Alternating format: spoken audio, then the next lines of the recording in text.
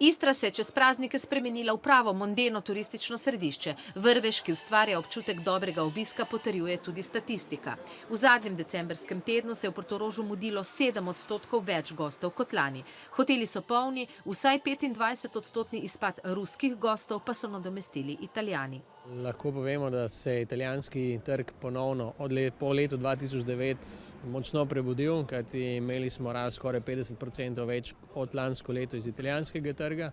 In če je Portorož turistična meka Italijanov, je Izola bolj priljubljena med Slovenci in Avstrijci.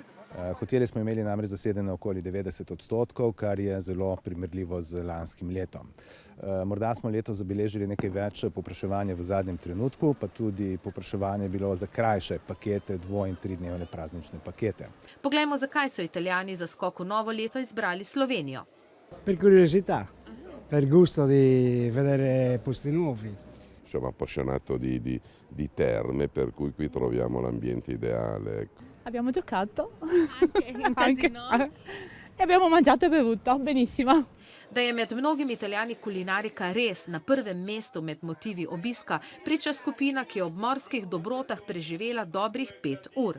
Imeli so en 7-hodni meni, obenih so prišli, zdaj je pa ura 6. Gostinci sicer v superlativih ne govorijo, izkupiček bo podoben lanskemu, čutiti je varčevanje. Prispevali so vinjete, s katerimi smo izgubili enodnevne goste in vikend goste. Pol pa tudi malo italijanska kriza. Jaz zmerno rečem, da smo svetovni prvaki v tem, da še imamo toliko gostov, koliko malo vlagamo v promocijo tega kraja. Prazniki seveda naredijo svoje, že jutri bo namreč slika naše riviere povsem drugačna.